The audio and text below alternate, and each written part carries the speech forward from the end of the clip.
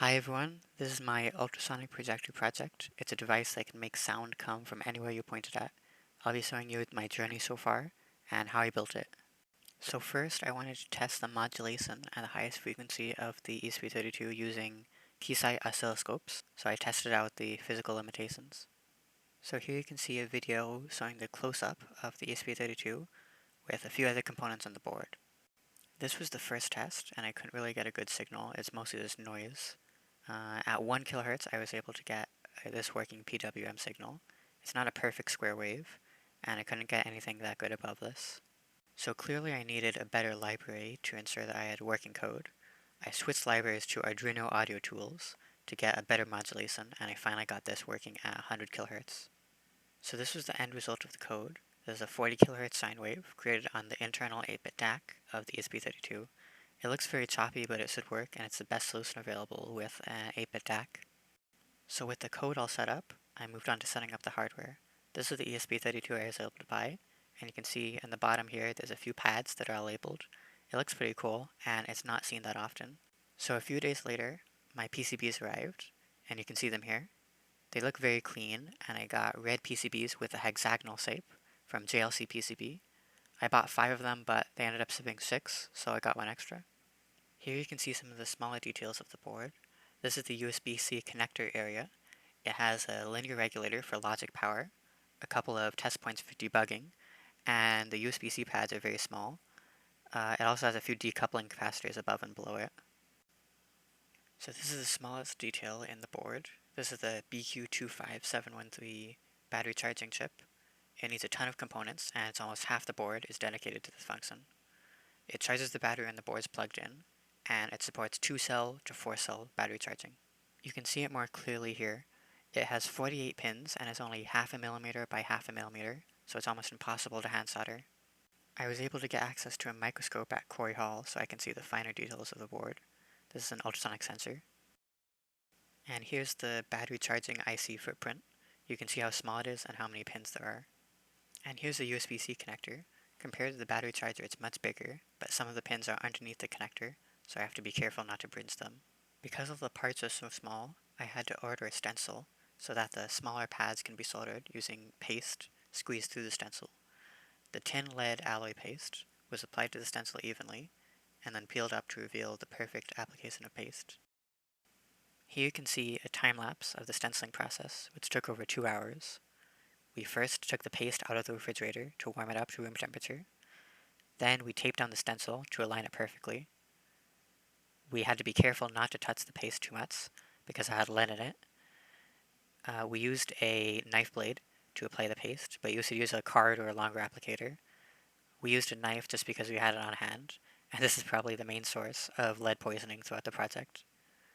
We had to go over smaller pads several times because the surface tension of the stencil and the paste prevented it from going through the tiny pads in the stencil to the charger IC and the USB-C port. Every other part was much easier though. Finally, we removed the tape and inspected the PCB. As you can see, I touched it because there was no paste on the board, so we just wasted 2 hours of work for nothing. Okay, so this is the second try. We found a few problems with the first stencil application. First, we used solder paste that expired about 5 years ago and is very viscous. We should have used a more flat and sturdy applicator instead of a knife, so now I'm using a blank PCB. And finally, we realized the protective plastic tape was still on, so no paste actually got through. I know what I was doing this time, so it took much less time, only a bit less than an hour, but I still peeled back the stencil often to check that the paste was still being applied.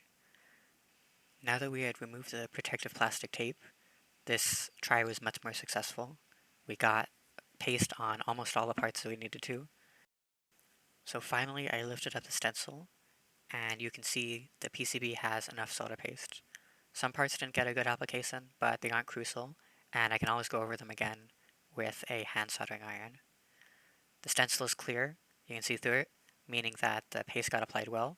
You can see the black stuff is the paste, and it's alright if it looks messy right now. We'll be putting it in the oven to melt, and the surface tension will pull everything together. So here's the used stencil. You can see here there's still a lot of lead on it, and it's not safe to touch yet. You still need to clean it with isopropyl alcohol.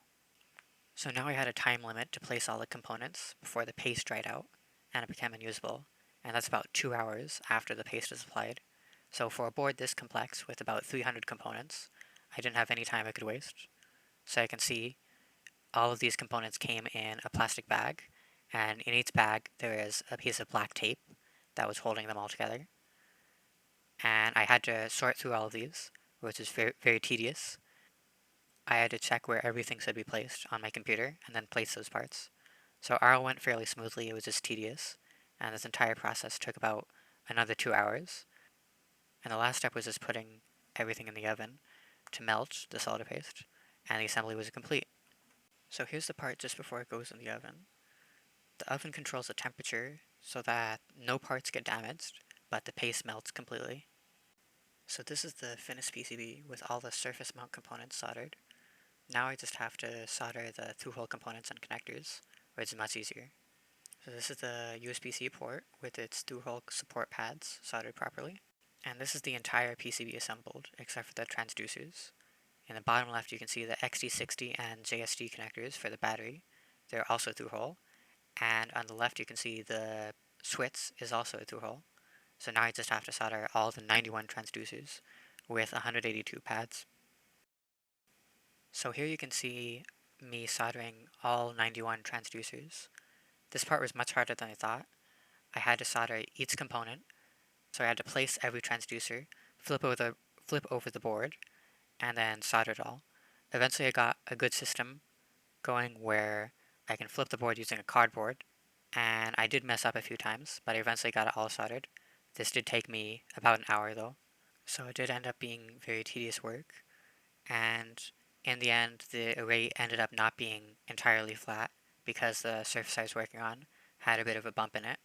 So that's one of the problems I might try to fix next iteration. And now it's all done.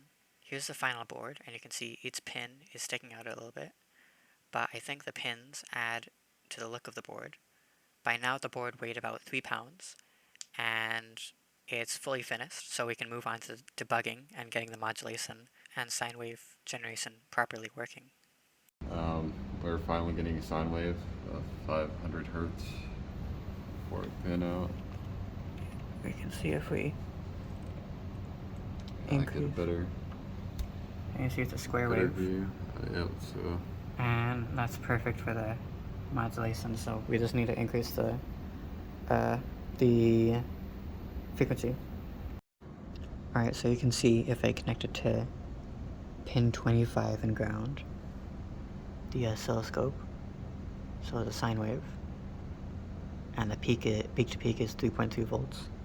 But if I connect it to pin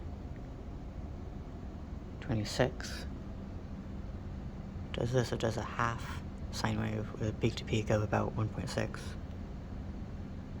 Yeah. So I use pin 25.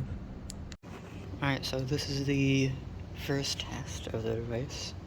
We got the ESP externally hooked up, and yeah, it's making a 40 kilohertz sine wave right now, so it shouldn't, it's, in theory it shouldn't turn on, but I guess we'll see. Also the switch is closed. And here you can see this is the modulation, so the last step is to test it out.